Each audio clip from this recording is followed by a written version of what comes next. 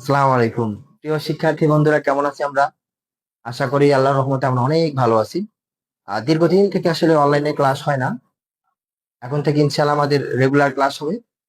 আমরা যারা হচ্ছে যে 26 আছি, এসএসসি, এইচএসসি তাদের জন্য রেগুলার ক্লাস থাকবে। এই ক্লাসগুলো আমরা পাবো আমাদের হচ্ছে যে ফ্রেন্ড স্টুডেন্ট হোম পেজে, আমার হচ্ছে ইউটিউব চ্যানেলে এবং আমার ফেসবুক পেজ এবং হচ্ছে ফেসবুকে।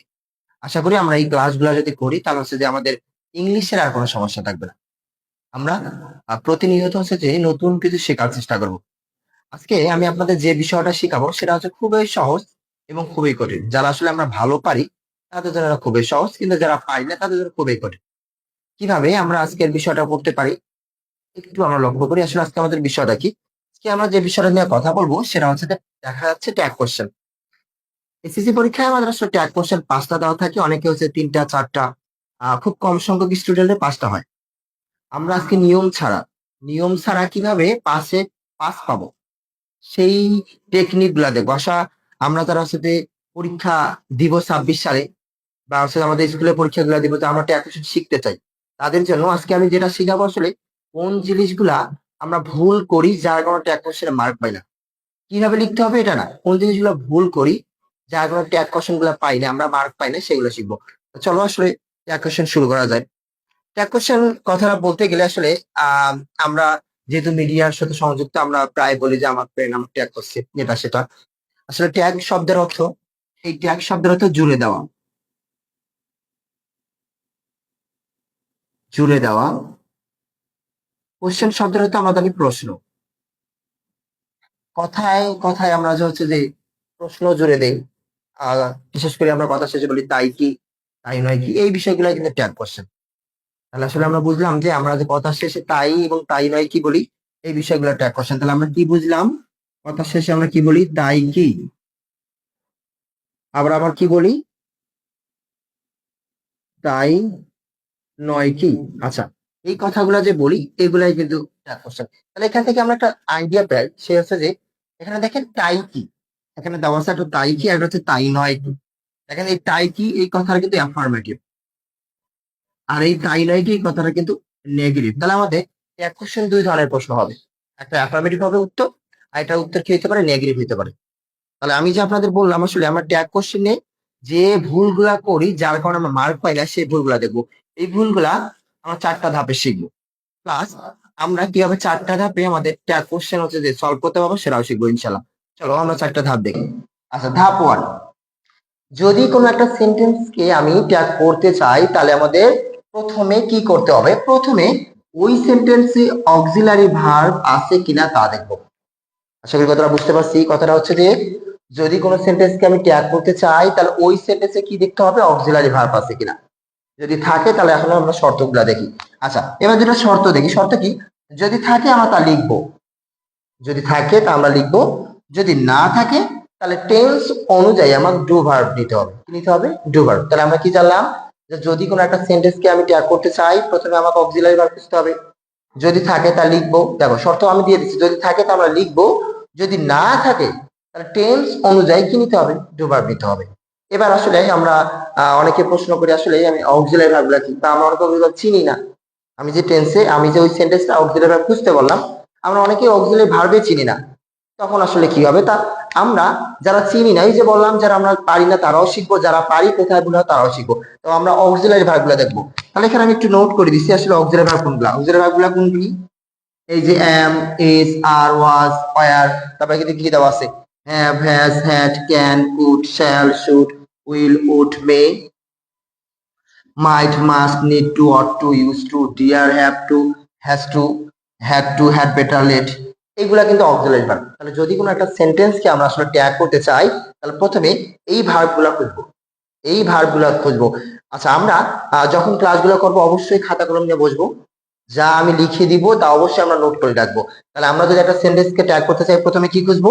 এই ভার্বগুলা খুঁজবো, যদি থাকে ওই ভার্বটা আমরা লিখবো, যদি না থাকে তাহলে আমি কি বলছি? টেন্স অনুযায়ী ডু ভার্ব নিব। তা ডু ভার্ব গুলা কিভাবে একটু আমরা আলোচনা করি। Do verb, do verb,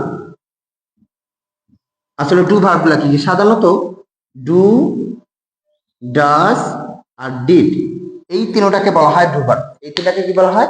do verb. এখন এখানে 3টা দেওয়া আছে, তিনটা তো আর একসাথে নেওয়া যাবে না, যে কোনো একটা নিতে হবে। কখন কোনটা নিব? আমরা টেন্স অনুযায়ী যেহেতু নিব, তাহলে আমরা মনে রাখবো প্রেজেন্ট টেন্স যদি থাকে, প্রেজেন্ট টেন্স থাকলে আমরা নিতে পারবো ডু অথবা ডাজ, আর পাস্ট টেন্স থাকলে আমরা নিতে পারবো ডিড। তাহলে আমরা যদি কোনো সেন্টেন্সে অক্সিলারি ভার্ব খুঁজে না পাই, তাহলে কি করব? ডু ভার্ব নেব। ডু ভার্বগুলো কি কি? Do, does, did. এখন ডু, ডাজ, ডিড কোনটা কিভাবে নিব? আমরা টেন্স অনুযায়ী যদি নিব, তাহলে প্রেজেন্ট টেন্স থাকলে ডু অথবা ডাজ, আর পাস্ট টেন্স থাকলে ডিড। এখন প্রশ্ন হচ্ছে, প্রেজেন্ট টেন্সে যে আমি ডু এবং ডাজ দুইটাই লিখলাম, দুইটা তো একসাথে লিখতে পারবো না, কখন কোনটা লিখবো? তা আমরা ডু কখন লিখবো, ডাজ কখন লিখবো, একটু যদি লক্ষ্য করি, আমরা যদি সাবজেক্ট দেখি, হি আছে, সি আছে, ইট আছে, অথবা কোনো একটা নাম আছে, নাম একজনকে বোঝাবে, একজন। অথবা আমরা যদি ভার্বের সাথে এস অথবা ইয়েস দেখি, এইগুলো যদি আমরা দেখি, তাহলে আমরা মনে রাখবো ওখানে হবে ডাস। কি হবে? ডাস। তাহলে দেখেন প্রেজেন্ট টেন্সে যে ডু আর ডাস দুইটা দেওয়া আছে, দুইটা তো একসাথে লিখতে পারি না, যে কোনো একটা লিখতে হবে। কখন কোনটা? আমরা সাবজেক্ট যদি, আমাদের ওই সেন্টেন্সের সাবজেক্ট যদি হি দেখি, সি দেখি, ইট দেখি, কোনো নাম দেখি, নাম একজনকে বুঝাইছে, অথবা ভার্বের সাথে এস অথবা ইয়েস আছে, তাহলে আমরা অ্যান্সারটা লিখবো ডাস। অ্যান্সারটা আমরা কি লিখবো এখানে? অ্যান্সারটা লিখবো ডাস। এবার আমরা ডু কখন নিব? আমরা যদি সাবজেক্ট কোনো সময় দেখি যে আই আছে, উই আছে, ইউ আছে, দে আছে, কোন একটা নাম আছে, অনেকজন, নামটা কি বুঝাবে? অনেকজন। এখন আসলে আমরা অনেকে বুঝি না আসলে নাম কি আবার অনেকজন। সাধারণত নাউনের সাথে যদি আমরা এস দেখি, নাউন প্লাস এস, তাহলে ওই নামটা অনেকজনকে বোঝায়।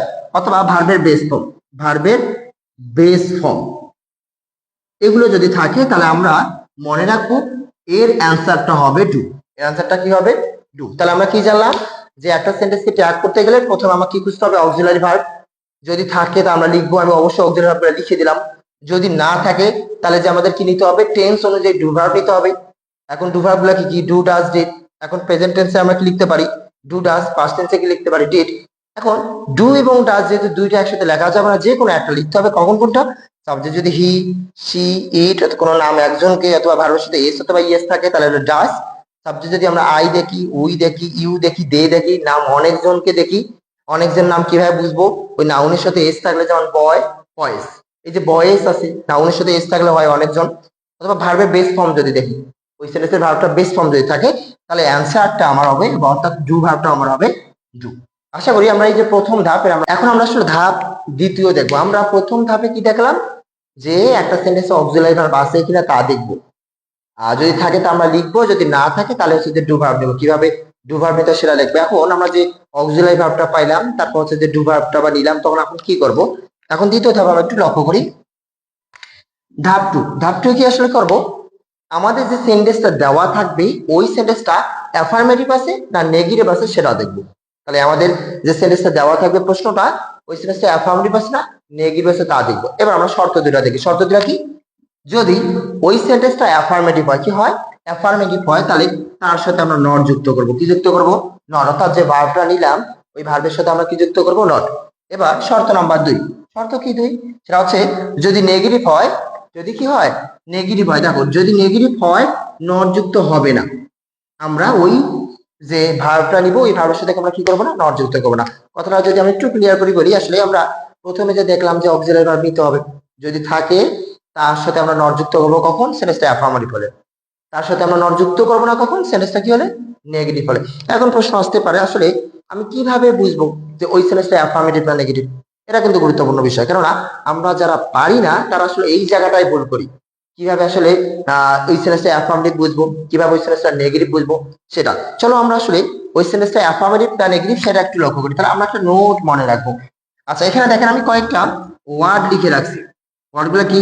Hardly, scarcely, seldom, rarely, little, few, never, nothing, no one, none, nobody, no, neither, barely, verb plus not. এই কয়েকটা ওয়ার্ড যদি কোনো একটা সেন্টেন্সটা থাকে, তাহলে ওই সেন্টেন্সটা কি হবে? Negative sentence. তাহলে ওই সেন্টেন্সটা কি হবে? Negative sentence. তাহলে আমরা মনে রাখবো ওই সেন্টেন্সটা কোন সেন্টেন্স? Negative sentence. তাহলে যদি সেন্টেন্সটা নেগেটিভ হয়, নট যুক্ত হবে না। এখন এইগুলা যদি ওয়ার্ড না থাকে, তাহলে সেন্টেন্সটা অ্যাফার্মেটিভ। আর অ্যাফার্মেটিভ হলে আমাকে কি করতে হবে? নট যুক্ত করতে হবে। আসলে এটা আমরা বুঝতে পারি। আচ্ছা, এবার আমরা আসলে ধাপ 3 দেখবো। ধাপ 3 তে কি আছে? দেখো, ধাপ 3, ধাপ 3 তে কি আছে? সাবজেক্টে প্রোনাউন ফ্রম লিখবো। এবার আমাদের যে সেন্টেন্সটা দেওয়া থাকবে ওই সেন্টেন্সে অবশ্যই একটা সাবজেক্ট দেওয়া থাকবে, ওই সাবজেক্টের প্রোনাউন ফর্ম লিখবো। এখন সাবজেক্টটা যদি প্রোনাউন ফর্মেই থাকে তাহলে তার ওইটাই লিখবো। এখন সাবজেক্ট যদি প্রোনাউন ফর্ম না থাকে তখন আসলে কি করবো একটু আমরা লক্ষ্য করি। দেখেন সাবজেক্ট যদি ব্যক্তিবাচক হয়, কোন হয় ব্যক্তিবাচক হয়, প্রোনাউন দেওয়া নাই কিন্তু ব্যক্তিবাচক কোন একটা সাবজেক্ট দেওয়া আছে, তাহলে এর প্রোনাউন আমরা কি লিখতে পারি, এর প্রোনাউন হিসাবে আমরা লিখতে পারি হি অথবা সি। সাবজেক্ট যদি আমার কোনো ব্যক্তিবাচক দেওয়া থাকে তাহলে এর প্রোনাউন আমরা কি লিখবো, হি অথবা সি। এখন সাবজেক্ট যদি ব্যক্তিবাচক না হয়, ব্যক্তিবাচক না হয় তখন আমরা প্রোনাউনটা কি লিখবো, ইট লিখবো। কি লিখবো, ইট। দেখেন আবারও বলতেছি, 3 নাম্বার যে ধাপ, সাবজেক্টের প্রোনাউন ফর্ম লিখতে হবে।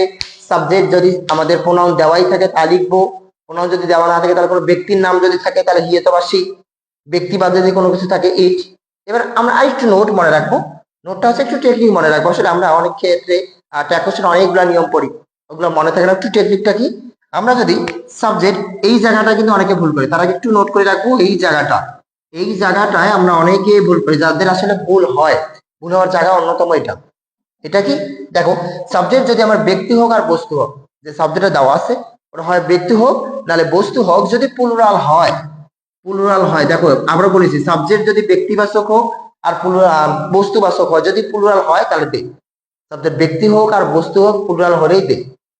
এবার আমরা আরো একটু মনে রাখতে পারি, বডি ও ওয়ান যুক্ত সাবজেক্ট, বডি ও ওয়ান যুক্ত থাকলে দে, বডি ওয়ান যুক্ত সাবজেক্ট তাহলে কি দে, তাহলে বডি এভরি ওয়ান যুক্ত সাবজেক্ট বলতে কি, এই যে everybody, everyone, nobody, no one, somebody, someone, এগুলো যদি সাবজেক্ট হিসাবে থাকে তাহলে এর প্রোনাউন আমরা কি লিখবো, দে। এবার আমরা আরেকটু মনে রাখবো, থিং যুক্ত সাবজেক্ট, থিং যুক্ত সাবজেক্ট থাকলে অ্যান্সারটা হবে ইট, থিং যুক্ত সাবজেক্টের অ্যান্সারটা কি হবে, ইট। এখন থিং গুলা কি কি, এই যে নাথিং, সামথিং, এনিথিং, এভরিথিং, এগুলো যদি থাকে তাহলে এর সাবজেক্ট হিসাবে বা এর প্রোনাউন ফর্ম হিসাবে আমরা কি লিখবো, ইট লিখবো। তাহলে এটাকে যদি একটু আমরা সংক্ষেপণ করি, তাহলে আমরা 3 নম্বর ধাপ জানলাম যে সাবজেক্টের প্রোনাউন ফর্ম লিখতে হবে। সাবজেক্ট যদি প্রোনাউন দেওয়া থাকে তাহলে আমরা লিখবো, সাবজেক্ট যদি প্রোনাউন দেওয়া না থাকে তাহলে ব্যক্তিবাচক কোনো কিছু থাকলে তাহলে আমরা হি অথবা সি লিখবো। জানি আমরা হি ছেলের ক্ষেত্রে আর সি হচ্ছে মেয়ের ক্ষেত্রে। তারপর হচ্ছে সাবজেক্ট যদি আমার কোনো ব্যক্তি না থাকে অন্য কিছু থাকে তাহলে ইট লিখবো। এবার সাবজেক্ট যদি ব্যক্তি থাকে আর বস্তু থাকে, যাই থাকুক, যদি প্লুরাল থাকে তাহলে দে। আবার আমরা দিলাম বডি ও ওয়ান যুক্ত সাবজেক্ট থাকলে, বডি ও ওয়ান যুক্ত সাবজেক্ট থাকলে দে, থিং যুক্ত সাবজেক্ট থাকলে ইট। তাহলে এইগুলা হচ্ছে আমাদের হচ্ছে যে 3 নাম্বার ধাপ। আশা করি আমরা আসলে 3 নাম্বার ধাপটা বুঝতে পারছি। এখন আসলে আমরা দেখবো 4 নাম্বার ধাপ। 4 নাম্বার ধাপটা কি একদম সোজা, 4 নাম্বার ধাপে আসলে কিছুই নাই। আমরা যে এতক্ষণ যা করছি, অর্থাৎ আমরা প্রথম ধাপ, দ্বিতীয় ধাপ, তৃতীয় ধাপ বন্ধ করছি, শেষের ধাপে সবার শেষে আমাদের শুধু একটা প্রশ্নবোধক চিহ্ন দিতে হবে। অর্থাৎ প্রথম ধাপ করবো, দ্বিতীয় ধাপ করবো, তৃতীয় ধাপের পর শেষে কি দিতে হবে, প্রশ্ন।